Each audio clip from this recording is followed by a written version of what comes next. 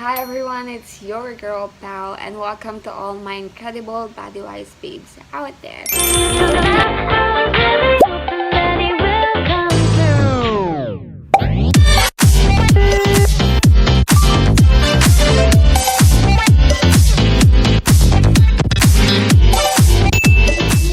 And for today's video, I will be answering those questions, those myths, and those stories you guys share on the anonymous message link I uploaded last time. And I know this is the right time to talk about those topics kasi hindi siya masyado na pag-uusapan online, and I wanna use my platform para makapagbahagi ng information para sa inyo. And also, as a trained SRH adolescent peer champion na rin, because ito yung reality natin, body-wise babe.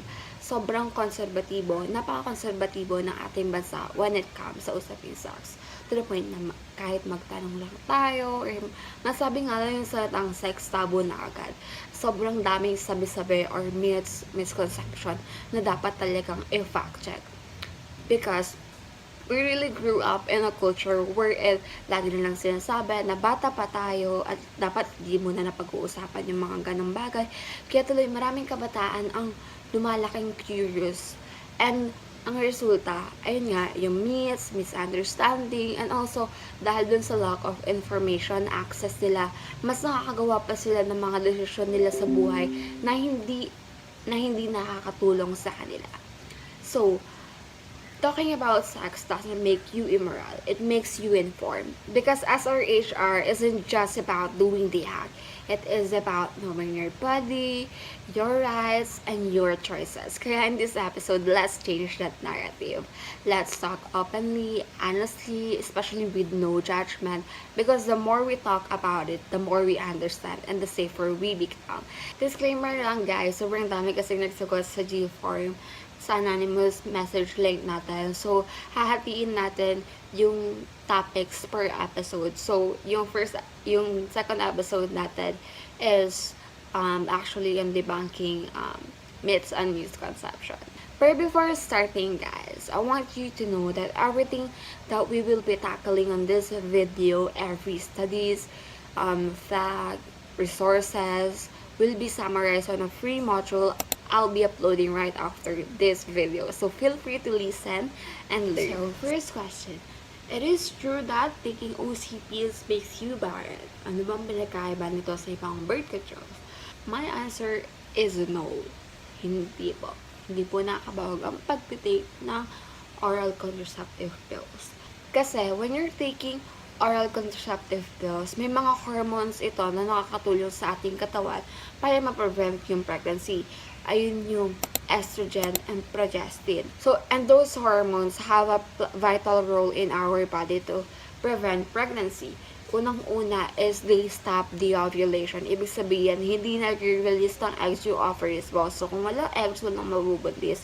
Then, second is they thicken the cervical mucus, wherein ginagawa na tong sticky wall yung sa cervix natin para hindi makapasok yung sperm, because that's the only way na papasukan ng sperm papuntang uterus of the fallopian tube para mag-meet sila ng egg. So, kung walang papasukan, walang mabubuntis. Then, the last is they thin the uterine lining, which is, kung meron mang fertilized eggs, mas mahihirapan itong ma-attach sa uterus. So, kung ganon, hindi pa rin mabubuntis. So, if the pills controlling your hormones, it's actually causing your fertility. So, ngayon, balikan natin yung tanong mo. Does taking OCPs makes you barren? The answer is, hindi. Because that's one of the biggest myths ever. Taking birth controls doesn't make you infertile. Once you stop taking them, babalik din sa normal yung katawan mo. So, dun sa next question niya is, ano bang pinagkaiba nito sa iba't ibang birth controls? So, kasi, meron tayong dalawang types of birth controls. Yung hormonal contraceptive and non-hormonal contraceptive. Naman na tayo sa hormonal contraceptive. First is yun nga, yung OCP or oral contraceptive pills, which is yung common tinitake dito sa Philippines, wherein tinitake siya every day to prevent pregnancy. Every day, meron kasing 28 days, meron pang extended. So, iba-iba talaga yung pills, depende so kung anong kayang i-cater ng katawan mo. And, meron din tayong tinatawag na Plan B or morning after pill. At naman, tinitake siya after 72 hours of having unprotected sex. Unlike doon sa OCP, araw-araw siyang tinitake, doon sa Plan B or morning after pill, isang beses lang siya tinitake and hindi ka na mabubuntis doon. So, next is we have the implant, which is yung plastic rod na nilalagay dito sa braso. Wherein, kapag nilagay mo siya, pag meron ka na or nalagyan ka na dito, is wala ka nang ibang gagawin, hindi ka na mabubuntis ng 3 to 5 years, depende pa sa brand na gagamitin mo. So, next is we have the injectable, wherein, ina-inject lang siya, depende sa scheduling mo, kasi mayroong mga 2 to 3 months, after 3 months, papa-inject na. By scheduling siya. So, next is we have the implant, which is yung kung may hormonal contraceptive, meron ding non-hormonal contraceptive. So, unang-una, meron tayong condom for female, yung natural way, which is yung calendar method, wherein tinatrack natin yung menstrual cycle ng kababaihan. Pero, hindi siya masyadong recommended ng doctor kasi nga, parang paglibog na libog ka na, di ba?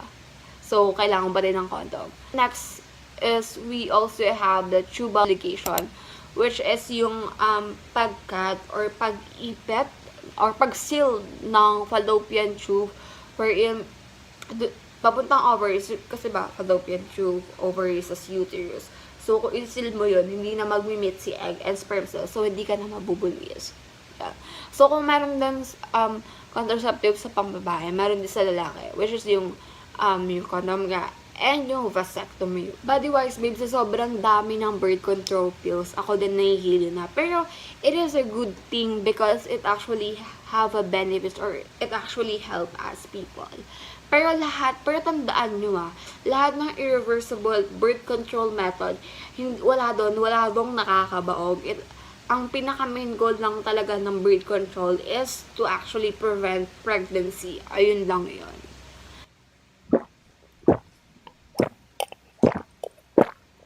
So, we had sex last time and it's unprotected.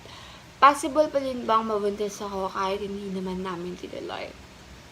So, yari ka. Let's focus on the word possible. Yes, there is still a chance for you to get pregnant. This is because before the ejaculation, we have this thing called precum. And yung precum na yun, nagko-consist ng active sperm cell. So, if you were having sex without the condom, possible na mabuntis ka. Kasi nga, nagko-consist nga ito ng active sperm cell. And, actually, pull-out method isn't reliable. Huwag tayo mag-rely sa pull-out method kasi hindi talaga siya safe, guys. Hindi siya safe, guys. Mura lang yung condom. Bumili na lang kayo ng condom. If you don't want to have unplanned family, because always remember, you only need one sperm cell and one egg para makagawa ng bata. So, to make it sure, gumamit tayo ng condom. Okay? Okay ba yun? So, next is, talking about sex encourage teens to do it. Actually, no, it doesn't really push teens to do it.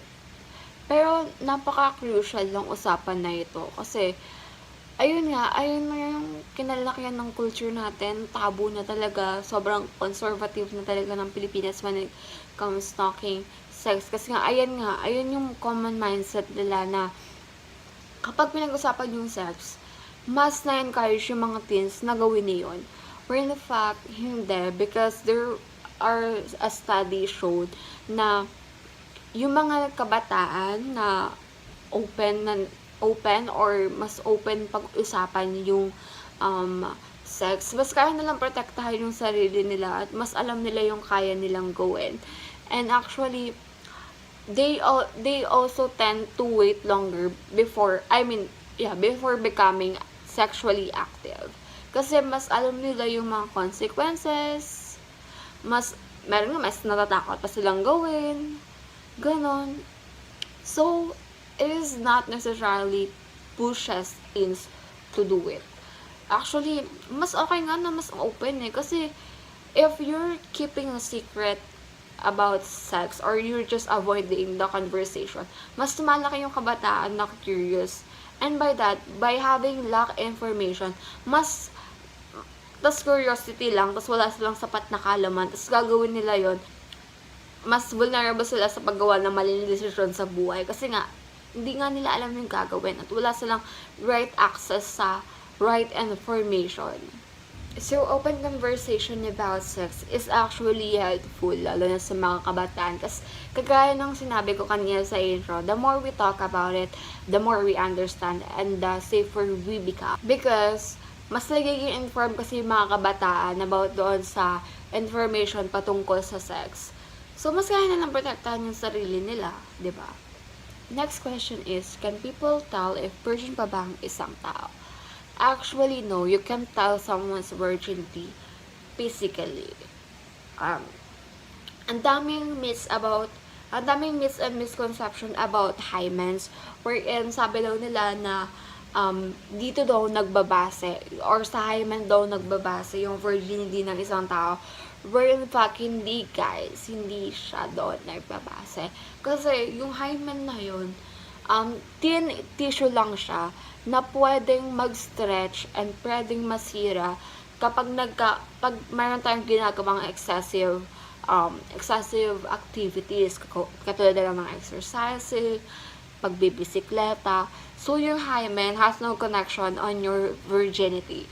So, kasi ang daming sabi na, pag dinugo daw, or pag dinugo daw, hindi na daw virgin. Also, pag nag-sex daw, tapos pag dinugo, ibig sabihin, hindi na daw virgin, may nakagalaw na daw. Parang gano'n. Ganun yung ganyan ang sinasabi. Pero hindi siya gano'n, guys. Walang connection ang hymen sa virginity ng isang tao. And also, yung virginity, it is just and social and personal idea.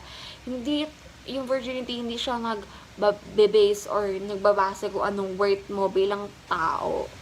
And that's for today's episode, and I hope you guys learn, and sana sabay-sabay natin na-debunk yung myths and misconception patungkol sa SRHR, or kung hindi man sana nabawasan man lang yung mga myths and misconception, because we are really highly motivated for you guys na mabigyan ng right information patungkol sa SRHR. Because kagaya nga ng sinasabi ko, SRHR isn't just doing the act, but actually it is about knowing our body, our rights, and our choices. So yung SRHR, hindi lang siya basta normal. Karapatan natin siya bilang tao. Hindi lang sa babae, lahat as in, sa kalalakihan din. Mahalaga na aralin or mas malaman natin yung patungkol sa SRHR. Because SRHR is a shared decision between a couples, partners. Remember, body wise babes, your body, your choice, and your health are yours to understand and protect. So don't be afraid to ask questions and get the right info.